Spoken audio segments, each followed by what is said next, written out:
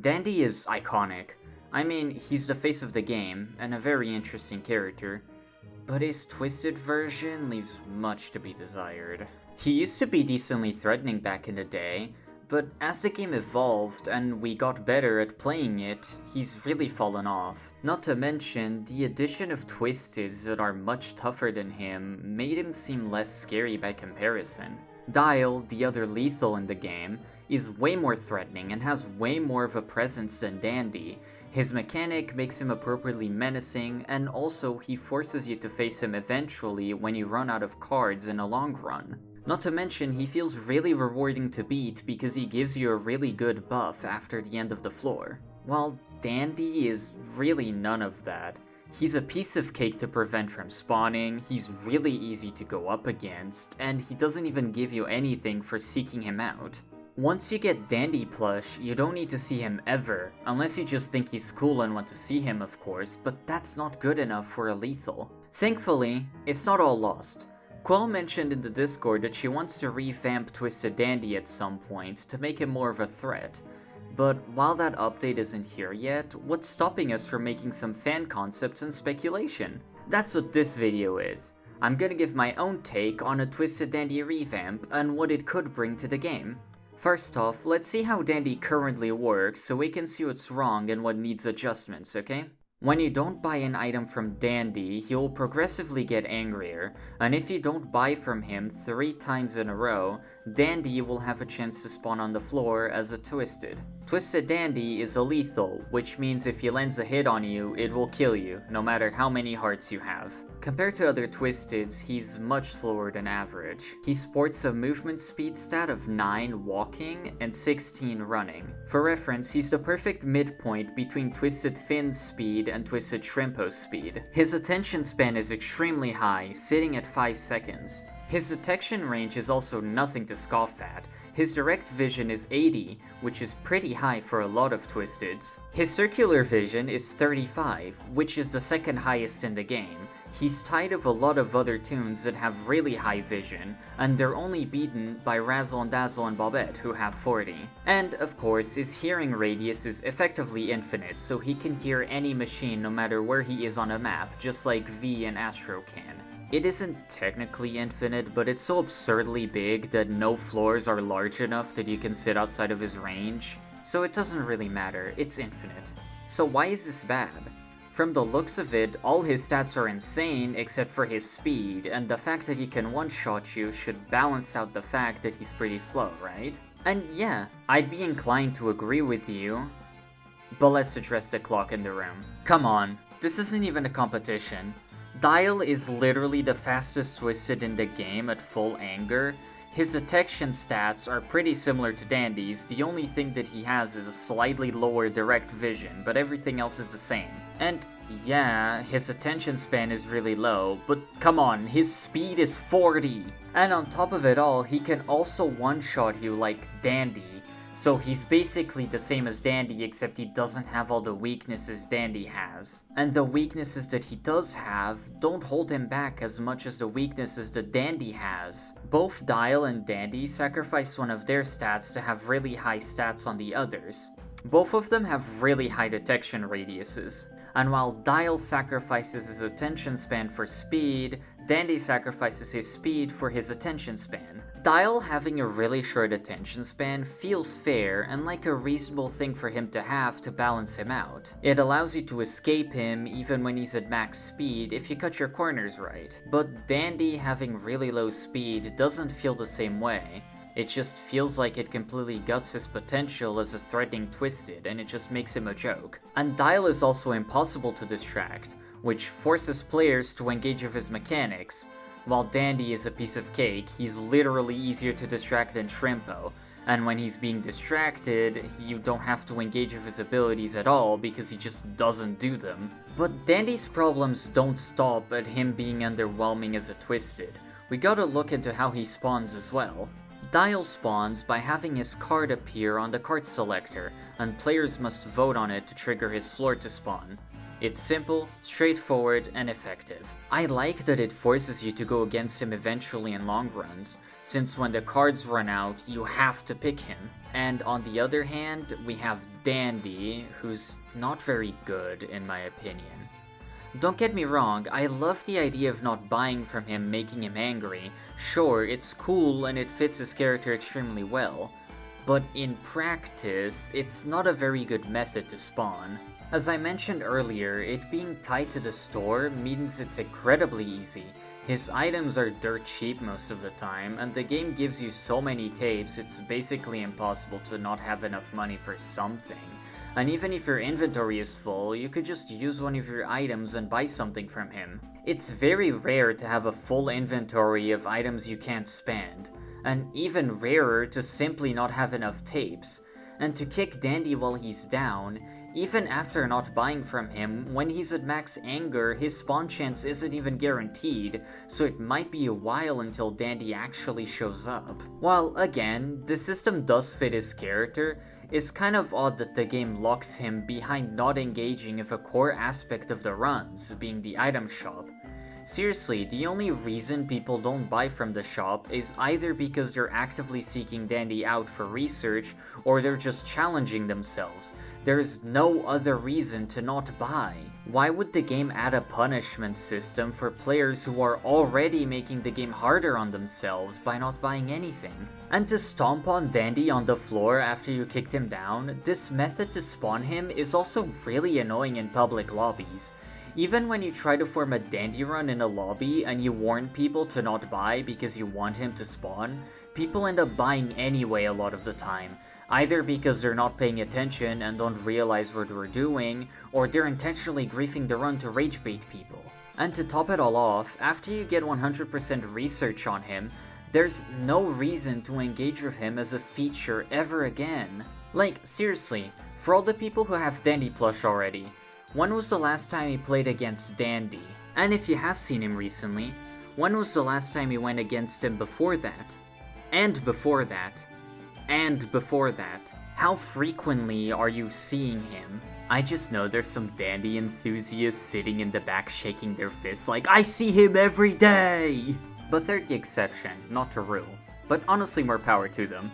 Dandy is supposed to be a punishment for not buying from the store, but buying from the store is already a punishment in and of itself because you don't get the items to help you during the run. He's a very easy punishment to avoid as well, since buying literally anything makes him happy again.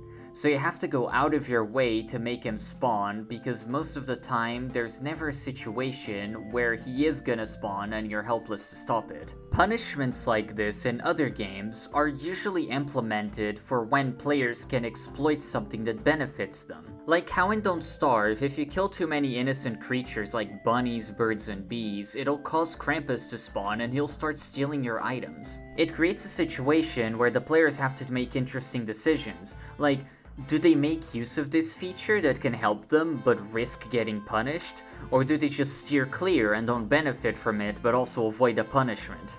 But Dandy's implementation just punishes you for already punishing you, because not buying from the shop is you effectively punishing yourself.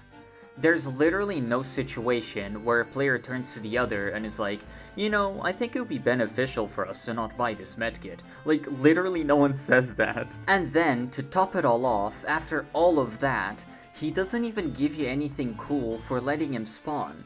So after getting all the research, you could just forget he exists and never engage with him ever again. It's as easy as that. So overall, Dandy is really underwhelming for an enemy. And for the main face of the game, and seemingly an antagonistic force towards the other toons, he really has no bite to him. So to fix him, we've got to address 3 key factors. We have to make his spawn method actually threatening, so it's an actual danger that he'll spawn in your games and it feels like an actual punishment. We have to buff him immensely to make him just as, if not more dangerous than Dial. And we've got to make Dandy rewarding to seek out. Because right now, once you reach 100% research, there's no point. So, let's get to my rework, okay? First, we'll have to change the spawning method to make it a more active part of the run that people have to go against. Now, every time Dandy spawns, he will have a little bar over his head. This bar will represent his anger meter, now visualized. The anger meter will have 3 segments to it, and every shop cycle he will proceed to the next segment if you don't buy enough from him. As you can probably guess, this meter will be a visual for Dandy's anger, because I think with the changes I'm making, we need a very clear way to visualize how angry he is, and the expressions just won't cut it for this. This meter represents 100 tapes, being the base value in a full lobby, more on smaller lobbies later. And each little segment of it will be around 33.3 repeating tapes, which is a third of 100. You lower this meter by buying from his shop, but the change is that you have to spend enough tapes. Just buying something once isn't enough. If you only spend like 15 tapes, it won't please him and he'll move on to the next phase in the next shop cycle, just how he would currently if you didn't buy from him at all. It'll be impossible for him to spawn with 0 demands, so he'll always have at least one segment full when he spawns. The only time you see this emptied out is after spending enough tapes to bottom his demands out. To bring his anger down a stage, you have to spend enough tapes to shrink the bar down enough to pass one of the checkpoints. If the bar lands somewhere around the 3rd stage, he's still full of anger and he can still spawn. In the 2nd stage, it'll be his worried phase, and in the 1st stage, he'll be happy. If you manage to pay enough to bring his meter to 0, it'll count as if you went to an invisible stage 0 under stage 1. And in the next shop cycle, he'll still be in the 1st stage instead of advancing to stage 2. But don't worry, if he's full of anger, you can make hefty purchases to bring him down multiple stages at once. Let's say it's floor 6, and he's mad since you haven't bought from him in a while. If you bought, let's say, a med kit in that stage, you just spent 100 tapes, which is enough to bottom his entire bar out in one purchase, so he'll be back to being happy. When his meter is in the 3rd stage, he'll work as he always has when he's full anger. His spawn chances will rise and he'll remain at max anger until either they spend enough tapes to please him, or he spawns and he gets it out of his system. But drop 33 tapes per shop cycle is way too easy. And I agree. That's why he has another mechanic that I'm going to explain now. Early on, he's super easy. After all, we don't want new players to struggle with him too much, of course. So in the early floors, he's satisfied with some chump change, but that doesn't last long. His demands remain static for 3 shop cycles, and then on the 4th cycle, his demands increase. The increase is just a simple calculation, just adding the demand number one more time. Or in other words, it'll be a repeated addition of the base demand number. Or just a simple multiplication of the base number of tapes with the amount of times he's increased it. At floor 8, his meter will increase to 200 tapes, which is 100 plus 100, or 100 times 2.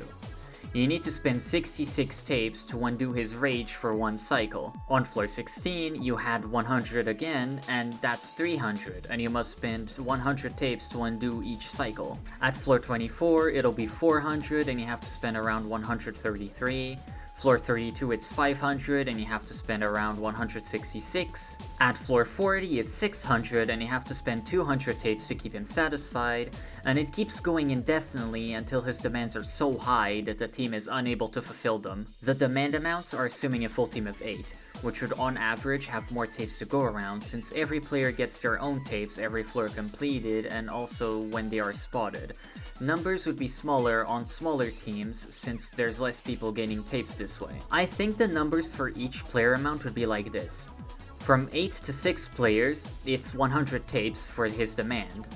From 5 to 3 players, it's 75 tapes for demand. And for duos and solos, it's 50 tapes of demand. These numbers seem fair. It prevents smaller lobbies from being punished by Dandy insanely hard without overcomplicating it with dozens of different demand levels for all possible combinations of lobbies. If players die and that changes the breakpoint of the lobby they were in, Dandy will adjust accordingly and change his demands to fit with each player. If you're in a full lobby and his demands are, let's say, 300, but then you get a really nasty floor and lose 3 players, well, now next time he spawns, his demands will be adjusted to 75, and his bar will max out at 225 tapes, which is 75 times 3. With this system in place, long runs will eventually reach a point where his demands are straight up unreachable, due to him not selling enough items to spend that many tapes.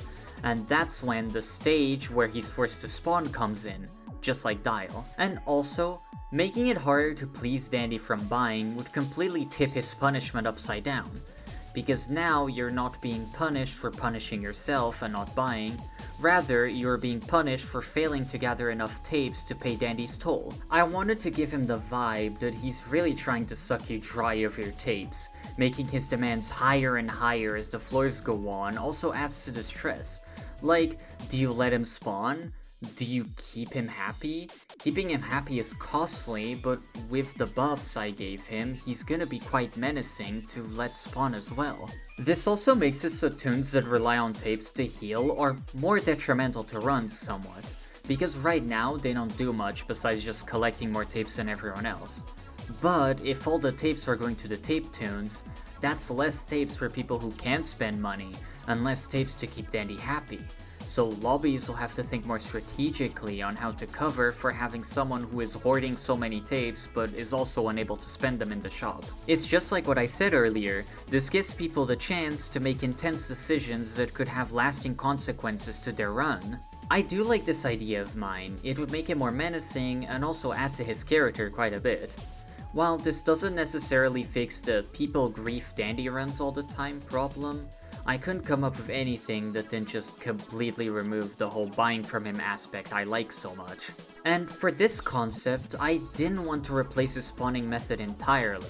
I wanted my concept to be more of an evolution of the ideas that are already there, while also elevating the stress factor by making him more difficult to please. And that's a spawning method covered. Now, let's say you didn't buy from Dandy for a while and he's in his third stage at full anger. You know what happens now. Twisted Dandy himself. I was pondering giving Dandy his own floor like Dial, but I felt that would border on him just being a clone of Dial, so I decided to keep him spawning on random floors, which also means he can spawn with any Twisteds, including rares and mains, which could potentially make him extremely hard to go against depending on your luck. So let's cover the buffs. His attention span and detection radius is unchanged. He should be able to hear machines all throughout the map, and having a long attention span is fair for him since he's meant to be scary and hard to lose. So we're buffing his speed. I'm changing his wandering speed to 10 and his chase speed to 20, so his movement stats match the ones of a 1-star speed tune. And also it exactly matches the movement stats of another main Twisted. I forget which one. While on its own, it does make him more menacing, I don't think it would be enough to make him insanely good though. I mean, people just distract him. So I gave Dandy a little trick up his sleeve as well. You know how Dandy has that ability where he goes to completed machines, but it's basically useless because you can just distract him? Well, now Dandy can't be distracted from that.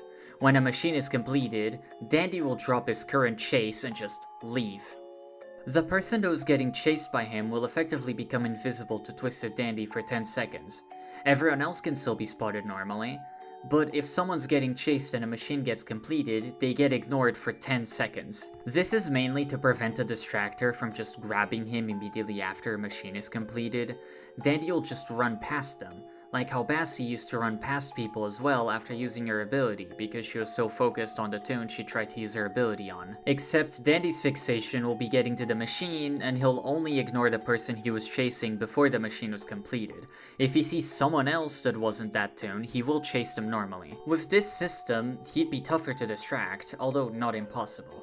If the backup distractor isn't busy, they can take Dandy if he leaves the main distractor, but this mechanic by itself would add a bit of an extra challenge to Dandy that isn't there currently. With the ability for rarer Twisteds to spawn on his floor, this would also make it very possible that the backup distractor is busy with like Pebble or something, and can't just freely go and herd Dandy back. This mixed with his speed being as fast as Shelly, it would make him a bigger problem than he is currently, and it would actually make him quite a scary foe to go against if you're not careful. I decided to give him another thing that I just made up. When he's on the floor, no tapes or items will spawn on the ground. At all. And you cannot earn any tapes by being spotted, finishing machines, or eating items already in your inventory. This is not much, but I think this would make his floor feel more dire in a way. You have no items to rely on, you can't earn tapes. It kind of gives you the vibe that this is Dandy forcing you to pay with every tape you can scrounge up, while also punishing players who let him spawn too frequently, since they'll lose a lot more floors worth of tapes for the entire team than a lobby who tries to keep Dandy happy. Sprouts and Gingers especially would feel the effects of this floor. One floor of not being able to earn tapes at all could be the difference between being able to heal or not, depending on how the run is going and how well they have been able to save before Dandy's appearance. It's not much, and it probably isn't that bad of an effect, but it just adds extra aura, you know? And it fits the situation and Dandy's character quite well. Overall, I am not entirely sure how effective this would be. It's possible it would do nothing and players would find some clever workaround to just distract him anyway. But even so, it would still be way better than what he is currently. His speed matching Shelly while also having a bigger attention span and being able to one-shot you would actually make him a force to be reckoned with, and the fact that he would ditch the distractor multiple times per floor on every machine completed would mean everyone would have to be more careful. And his thing with forgetting the person he's chasing could also be used against him when you think about it. If someone's getting chased and people are unable to save them, someone can go to a machine and complete it really quickly, which will make Dandy drop that person and start heading towards them instead. It would be really fun from a teamworking perspective. So yeah, that about covers all of the changes I did to Dandy himself. Now let's cover the third point. The rewards. What do you get for beating Twisted Dandy? For Dial, you get a hefty 50 stamina, and his floor also has a ton more machines, so you get a ton of Ichor. Dandy is a bit of a punishment for not buying, I suppose, while Dial is more of a conscious choice to go for him. But I think the fact you have to fight Dial at some point and you can't just not do him ever makes me think that Dandy needs something too. If Dial was entirely optional, even in long runs, I'd think, yeah, it's fine, he can be the entirely optional challenge for a reward while Dandy is your punishment. But since Dial is forced, I think Dandy should also give you something. Dandy just spawns in regular old floors, so Ichor is out of the question. So what kind of reward could he give so that seeking him out intentionally feels worth it? So here's my pitch. After beating Dandy for the first time, everyone's skill check size and value increases by the equivalent of 2 stars. Size will increase by 100 and value by 1, flatly on all tunes. My logic for this buff specifically is quite straightforward. Dial also increases the stat by the equivalent of 2 stars as well, and the stat that he buffs is Stamina, which is a secondary movement stat, supporting movement speed. So, the perfect parallel for Dandy is for him to improve your skill check, the secondary extraction stats to extraction speed. Now, would this be strong? Yeah, honestly. But so is Dial's buff, and no one complains about it. I do think this would be a really nice feature to have. I mean, Dial can effectively remove the main weakness for tunes like Gordy and Yada by just making their stamina so much higher, so I think a skill check boost to help some tunes that often get overshadowed due to their small skill check would be nice. People who are confident that they can take on Dandy would have a reason to go after him, since it would speed up the run by helping them complete machines faster.